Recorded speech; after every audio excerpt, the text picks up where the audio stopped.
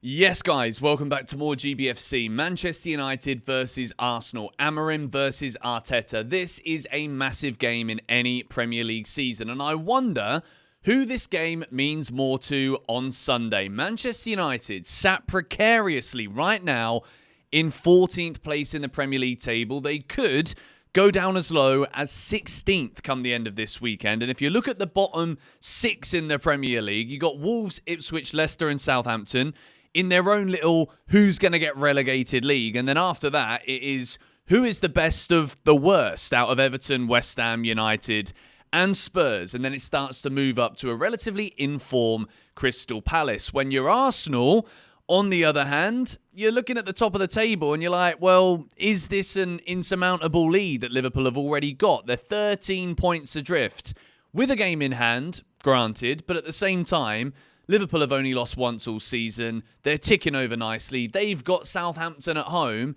and we're going to predict all of the Premier League scores come the end of this video for this weekend. But who does this mean more to?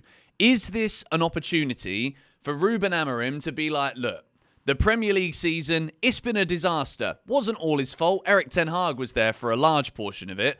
But Amorim has come in, changed the system, gone to a three at the back, but it hasn't garnered the results that Man United fans would have wanted, Man United fans would have expected.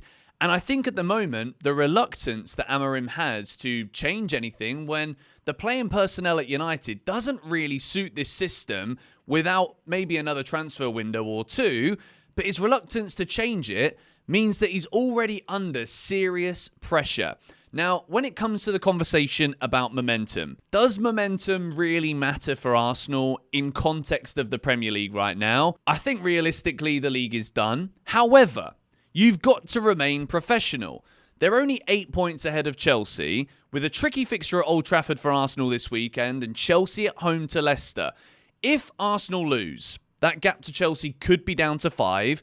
And then they play Chelsea next week at the Emirates. And when we talk about momentum right now for Arsenal, is it all about the Champions League or is it simply about winning, which would be able to get Arsenal in a better momentum shift going into those big European games?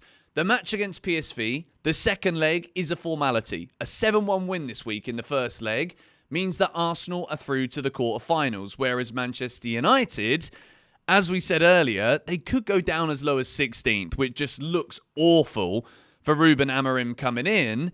But they need a good result here with a massive crunch game coming up against Real Sociedad on Thursday, which would technically, if United didn't go through and didn't win that game, it would see their season finished before the middle of March, which is absolute insanity.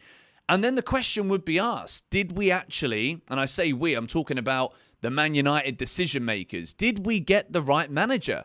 Was Ruben Amorim the right guy? And I'm already seeing a lot of Manchester United fans not necessarily saying Amorim out, get rid of him, but there is a lot of question marks already. Whereas Arsenal, on the flip side, we're also seeing similar questions from a portion of Arsenal fans. And look, winning 7-1 in the Champions League on Tuesday night can do a hell of a lot to make fans sort of look at the league. And again, we're going to look at it here. To be 13 points adrift, like, there isn't really a title race to be discussing here for Arsenal, or is there? So this game, in every single Premier League calendar, Old Trafford, Man United versus Arsenal, there's so much history in this fixture. But blimey, have Manchester United fallen? And for Arsenal, is this even successful? Unless they win the Champions League this year, another season of finishing second? Are Arsenal fans actually content with this now? I want to hear your thoughts in the comments down below.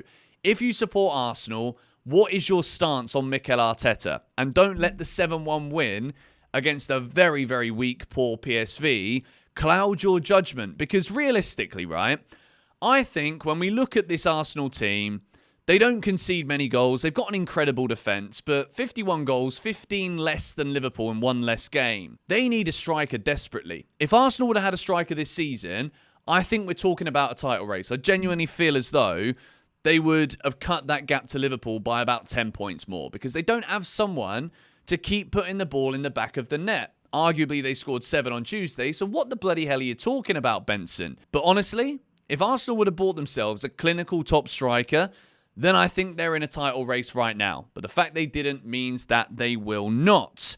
So, I want to know from you lot in the comments down below, who does this game mean more to? Because when we talk about that momentum conversation, Arsenal, they need to keep going through the motions. They need to pray for a Liverpool slip-up. And if they just keep winning, then if Liverpool do go on a bad run or they pick up a load of injuries, then who knows? They might be back in it. Very unlikely at this point.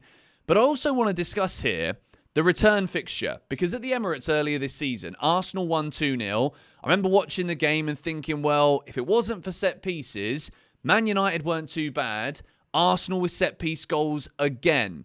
Now, why is it that Arsenal, in the last 6 matches, haven't scored a single goal from set pieces? Well, when you look at the stats here, it looks as though they've been seriously missing Bukayo Saka. And I know that Saka was out for a bit longer than the last 6 games, but look at the difference when Bukayo Saka is playing, and he quite often takes those corners, and Arsenal were converting them, and they did in this reverse fixture. But now, the fact that they're not scoring from set pieces, this is either going to make me look silly, and they're going to do it again here at Old Trafford, or does that give Manchester United a chance in this match? Personally, I really don't believe United do have a chance here. I watched the game the other night in the Europa League, and I'm just looking at them thinking, there are so many disjointed parts of this team. Rasmus Højlund through the middle. I don't understand what this bloke is as a striker. I think Joshua Zirkzee could be a great player, but